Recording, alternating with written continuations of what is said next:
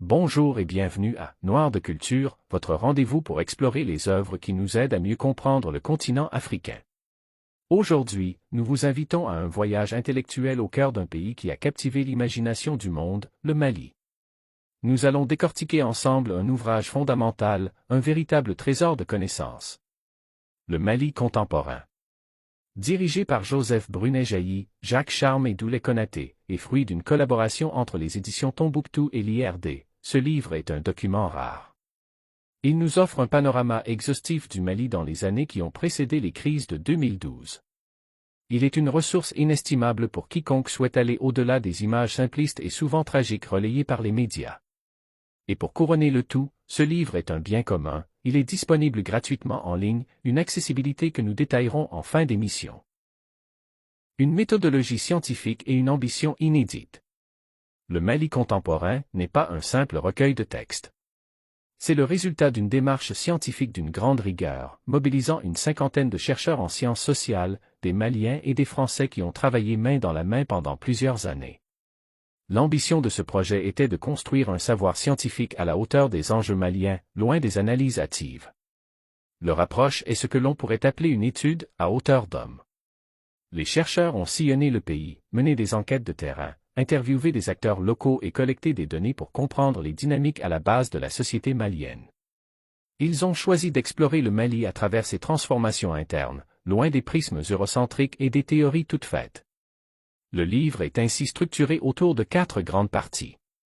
La démographie, la politique, l'économie et la culture. Chaque partie décline des thèmes précis, des rapports de force politique aux pratiques religieuses, en passant par les stratégies migratoires. Ce travail collectif a permis de dessiner une image du Mali bien plus complexe et dynamique que celle d'un État figé. Il dépeint une société en pleine mutation, avec une jeunesse grandissante, une urbanisation rapide, et des enjeux d'autant plus complexes qu'ils sont invisibles dans le débat public international. Les dynamiques de la société malienne. Au fil des pages, les auteurs dressent un portrait fascinant des dynamiques maliennes. Ils s'attardent d'abord sur l'État et la décentralisation. Le livre montre que si la décentralisation a été un projet majeur pour le Mali, son application sur le terrain est souvent chaotique. Les auteurs révèlent l'existence d'une fracture entre le discours officiel de l'État et la réalité de la vie politique locale.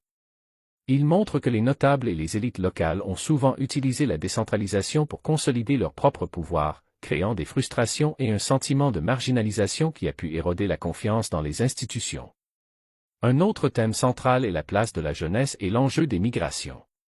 Le livre met en évidence le décalage entre la jeunesse, majoritaire et éduquée, et les opportunités qui lui sont offertes.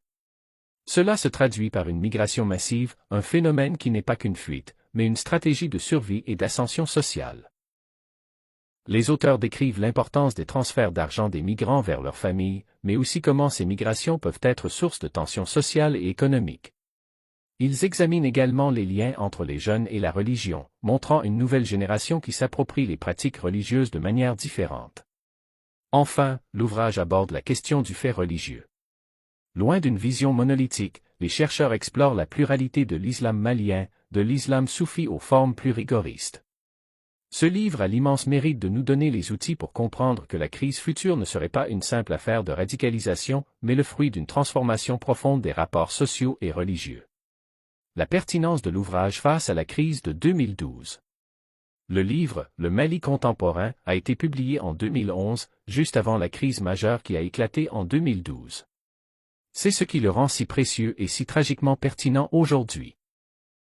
Loin de prédire l'avenir, il a su identifier les facteurs de fragilité qui existaient déjà dans la société malienne.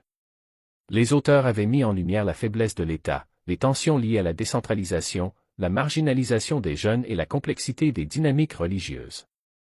La crise de 2012 n'a pas surgi de nulle part, elle a été l'accélérateur de problèmes structurels que cet ouvrage avait déjà documentés avec précision. En le lisant aujourd'hui, on comprend mieux les racines des conflits, des inégalités et de l'instabilité qui ont marqué le Mali depuis une décennie. C'est un document historique qui nous permet de ne pas répéter les mêmes erreurs d'analyse.